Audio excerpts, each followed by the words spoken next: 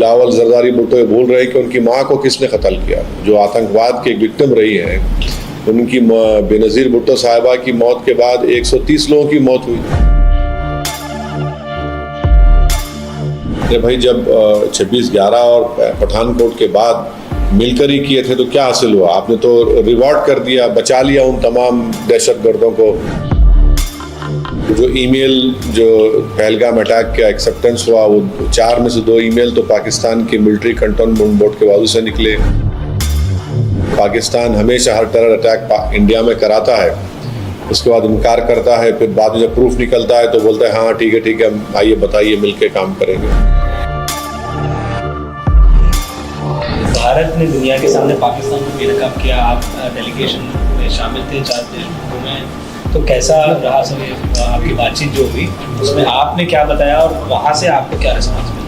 नहीं, हमारे डेलीगेशन को हेड कर रहे थे जनाब जय पांडा, और हम तमाम ने मिलकर कोशिश की, भारत के मौक़िफ़ को सामने रखा वहाँ पर। भारत की जो सिक्योरिटी कंसर्न्स है पाकिस्तान के टेररिज्म के ताल्लुक़ से, और पहलगाम का वाक़या पाकिस्तान से आए हुए दहशतगर्दों ने किया। हमने उनको बताया कि वो जो TRF ऑर्गेनाइजेशन है, जो LET का नया नाम है, भारत ने यूनाइटेड नेशन सैंक्शन कमेटी 1262 के सामने दिसंबर 24 में, दिसंबर 23 में, मई 24 और जून में हमने बताया था।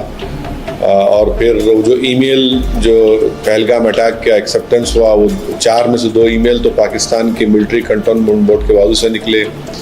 और जब वहाँ के बाज़ कंट्रीज़ के लीडर्स ने हमसे पूछा कि आप लोग बातचीत क्यों नहीं करते पाकिस्तान से, तो हमने उनको हवाला दिया। 26/11 के बाद भी हमने बातचीत की, उसका कोई हासिल नहीं हुआ। पठानकोट हुआ तो वहाँ की ISI की एजेंसी को नरेंद्र मोदी की सरकार ने गलत फैसला लेकर बुलाया, कोई हासिल नहीं हुआ। पाकिस्तान हमेशा हर टेरर अटैक इंडिया में कराता है, उसके बाद इनकार करता है, फिर बाद में जब प्रूफ निकलता है तो बोलता है हाँ ठीक है आइए बताइए, मिलके काम करेंगे। आज भी बिलावल भुट्टो ने यूनाइटेड नेशंस में जो अहमखाना बयान दिया है कि एजेंसीज़ को मिलकर काम करनी चाहिए।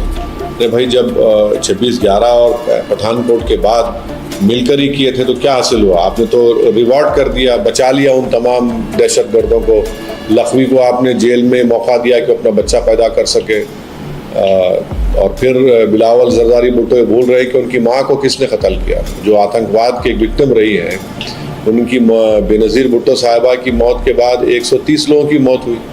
जिस यूनाइटेड नेशन में वो खड़े बैठ कर ये बात कह रहे हैं, उसी यूनाइटेड नेशन ने बेनज़ीर भुट्टो साहिबा की मौत के ऊपर एक इन्वेस्टिगेटिंग प्रोब करने के लिए ग्रुप को भिजाया, जो यूनाइटेड नेशंस के मुख्तलिफ ममालिक के डिप्लोमेट्स थे। उन्होंने कहा कि पाकिस्तान ने शॉडी इन्वेस्टिगेशन किया। आप उसको तो देखिए, अपने गिरबान में झांक कर देखिए। जब आपकी वालिदा की मौत के ऑर्गेनाइजेशन का आपको नहीं मालूम, आप भारत में बैठ कर उंगली उठा रहे हैं, तो अहमखाना काम कर रहे हैं बैठ कर।